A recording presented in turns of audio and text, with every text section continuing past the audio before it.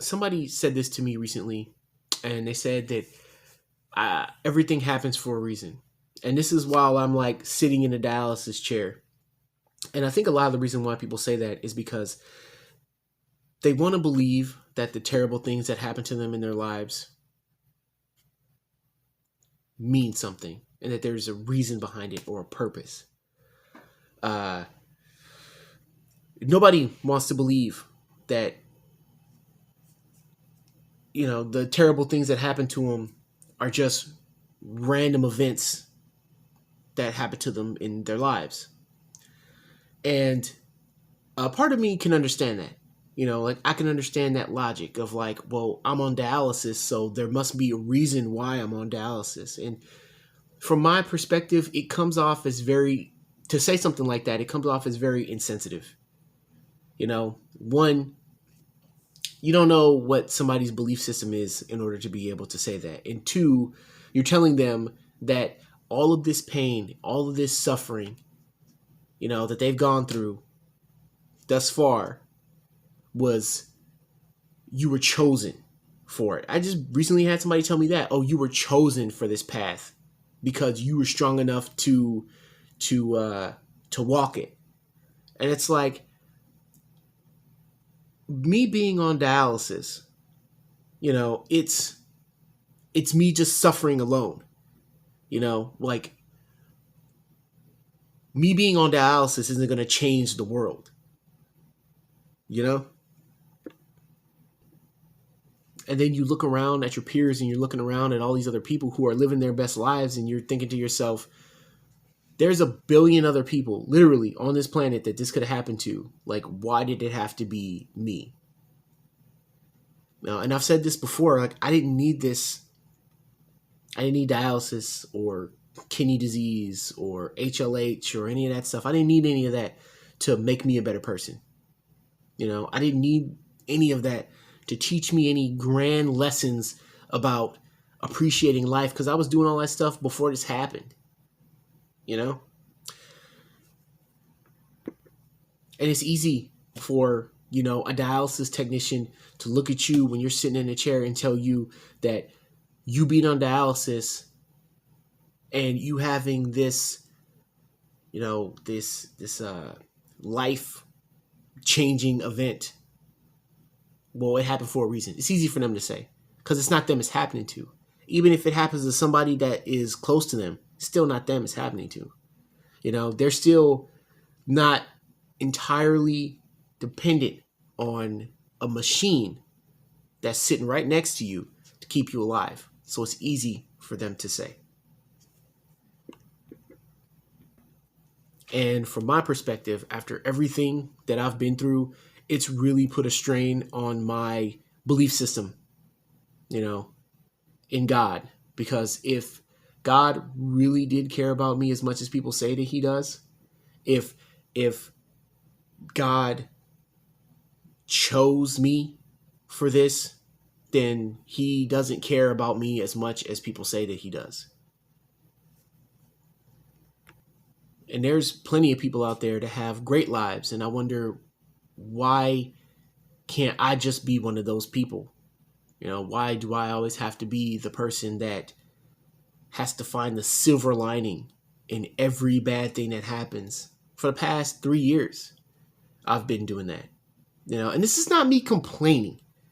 All right, this is just the facts and me voicing my opinion. What's going on with me is a forever thing. So how much could God really care about me if this is what my life is? It's hard to believe, And admittedly, this has completely shattered my entire belief system in a higher power or this benevolent being that lives in the clouds that supposedly cares so much about humanity or me. If this is what has happened. And people use the phrase, God works in mysterious ways, and that's just another way of saying that they don't know anything. That's just another way of saying that they don't have answers for you. But it's cool because it's not me it's happening to, you know? And most people that say, everything happens for a reason and, you were chosen, and people who say that, they have no idea how difficult this actually is, how difficult the process was of when this started till now. Most people have no idea how difficult it is.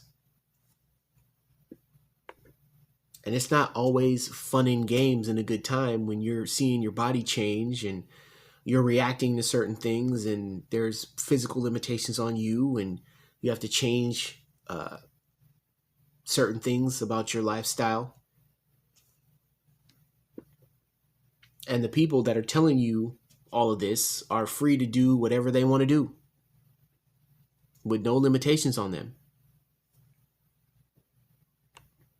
And it's not their fault that they don't understand.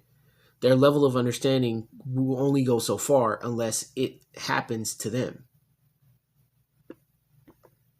And I'd be lying to you if I said that I didn't wish every day they sit me down in that chair and hook me up to this machine, that this wasn't what my life has become. And it's incredibly frustrating. And that's the one thing that people don't talk about, where they're talking about having a good time and going to dialysis and it's just a party. It's just this great party. And it's like, no, that's not really how it is. When your blood pressure is dropping and, you feel like you're going to pass out, or, you don't have any energy afterwards and you're not as strong or as you used to be, and you're just sitting in this chair, just watching the days just tick down, and you're waiting for these transplant centers to give you a kidney, and then they're acting like they don't care, despite how much they say they are. You're just one person on a list of thousands of people waiting for the same thing.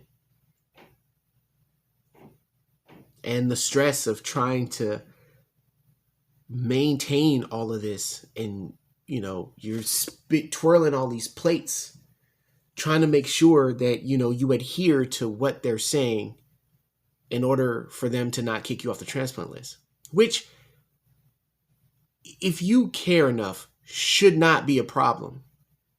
But there's a lot of restraints that go along with all of this. And there's no manual.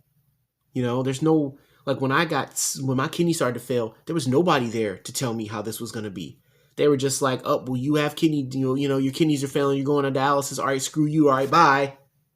And that was all that I got.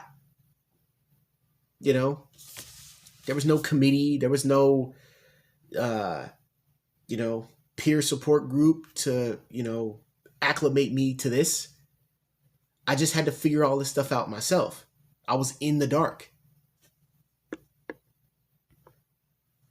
Everybody wants to believe that God cares about them.